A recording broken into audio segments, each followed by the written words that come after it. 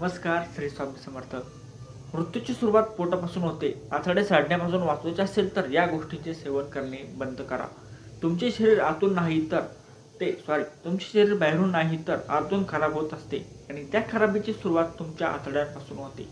जर तुमची आतडी हळूहळू कमकुवत होत असतील तर समजून घ्या की आजारांनी तुमच्या शरीरात आपली मुळे रोवायला सुरुवात केली आहे. आज आपण थेट मुद्द्यावर बोलणार आहोत. अशा कोणत्या सवयी आणि गोष्टी आहेत ज्या तुमची आतडी खराब करत आहेत आणि वेळेत स्वतःला कसे तुम्ही वाचवू शकता. आपण अनेकदा विचार करतो की पोटाच्या समस्या तर सामान्य आहेत. थोडी गॅस, बद्धकोष्ठता आणि ॲसिडिटी हे तर चालतच असतं. पण यात छोट्या छोट्या समस्या हळूहळू मोठ्या धोक्यात बदलतात. जेव्हा तुमची आतडी व्यवस्थित काम करत नाही तेव्हा शरीरात विषारी पदार्थ जमा होऊ लागतात. रक्त दूषित होऊ लागते. रोगप्रतिकारक शक्ती कमकुवत होते आणि एका मागोमाग एक अनेक आजार शरीराला घेतात.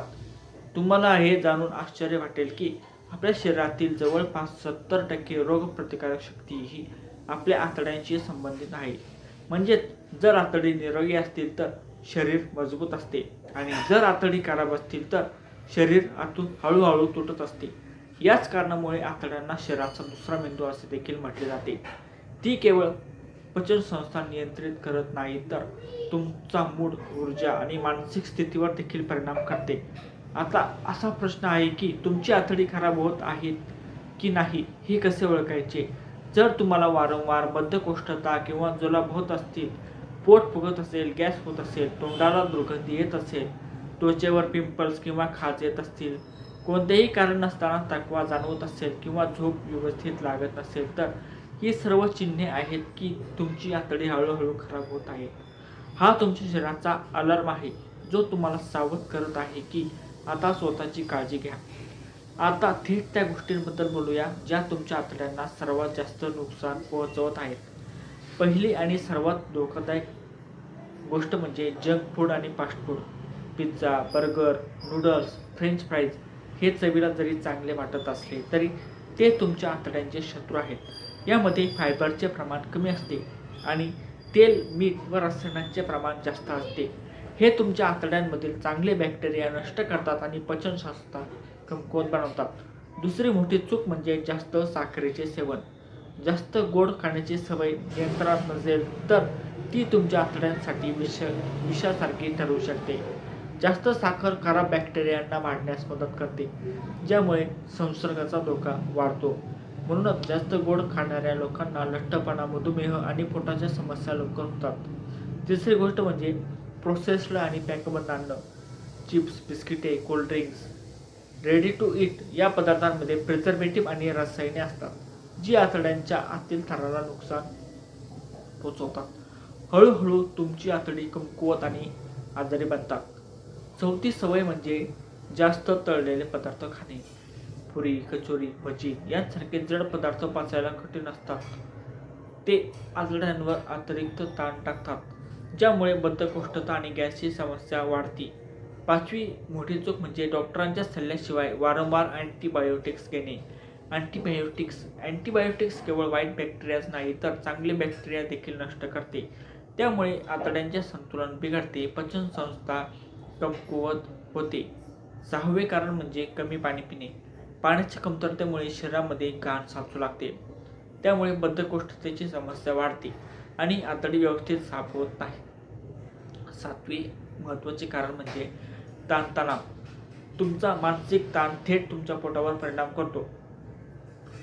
जेव्हा तुम्ही ताणतणावात असता तेव्हा पचनक्रिया मंदावते आणि आतड्यांची कार्यप्रणाली बिघडते. आठवी वाईट सवय म्हणजे रात्री उशिरा जेवण करणे. जेव्हा तुम्ही रात्री उशिरा जेवण करता तेव्हा शरीर ते अन्न व्यवस्थित पचवू शकत नाही. त्यामुळे आतड्यांवर अतिरिक्त ताण पडतो आणि हळूहळू तुमची ही सवय आतडी कमकुवत करते. आता आपण उपायांबद्दल बोलूया. तर हे पहा, कारण फक्त समस्या जाणून घेणे नाही तर ती दुरुस्त करणे देखील आहे. जर तुम्हाला तुमची आतडी निरोगी ठेवायची असतील तर सर्वप्रथम तुमच्या आहारामध्ये बदल करा. फायबरयुक्त अन्नपदार्थ तुमच्या दैनंदिन जीवनाचा भाग बनवा. फळे, हिरवी भाज्या, डाळी, ओट्स हे सर्व तुमची आतडी स्वच्छ ठेवण्यास मदत करतात आणि चांगल्या बॅक्टेरियांची वाढ करतात. दररोज दह्याचे सेवन करा. दह्यामध्ये असलेले प्रोबायोटिक्स तुमची आतडी मजबूत करतात आणि पचन सुधारतात. दिवसभर पुरेशा प्रमाणामध्ये पाणी प्या. कमीत कमी 8 ते 10 ग्लास पाणी नक्की प्या, जेणेकरून शरीरातील घाण बाहेर पडत राहील. सकाळी उठल्यावर रिकाम्या पोटी पाणी पिण्याची सवय लावा. ही एक साधी पण अत्यंत प्रभावी सवय आहे, जी तुमची आतडी स्वच्छ ठेवते. दररोज थोड्या फार प्रमाणात व्यायाम नक्की करा. मग तो चालणे असो, योग असो किंवा हलका व्यायाम. तो तुमची पचनसंस्था सक्रिय ठेवतो. वेळेवर जेवण करणे देखील खूप महत्त्वाचे आहे. रोज एकाच वेळी जेवण केल्याने तुमच्या आतड्यांचे जैविक घड्याळ व्यवस्थित राहते आणि पचन चांगले होते. याशिवाय काही छोट्या छोट्या सवयी खूप मोठा फरक घडवतात, जसे की हळूहळू जेवणे, अन्न चांगले चावून खाणे, जास्त वेळ उपाशी न राहणे आणि पुरेशी झोप घेणे. या सवयी तुमची आतडी दीर्घकाळ निरोगी ठेवतात. आता एक गोष्ट अगदी स्पष्टपणे समजून घ्या, आजार अचानक येत नाहीत. ते तुमच्या शरीरामध्ये हळूहळू तयार होतात आणि त्यांची सुरुवात तुमच्या आतड्यांपासून होते. जर तुम्ही वेळेत लक्ष दिले नाही तर याच छोट्या समस्या पुढे जाऊन मोठ्या आजारांचे रूप घेऊ शकतात. म्हणूनच आजपासूनच ठरवा की तुम्ही तुमच्या शरीराकडे दुर्लक्ष करणार नाही. चुकीचा आहार आणि वाईट सवयी सोडा. व्हिडिओ जर आवडला असेल तर व्हिडिओला लाईक करा, शेअर करा आणि चॅनलला सबस्क्राईब अवश्य करा. एक लाईक अवश्य करा.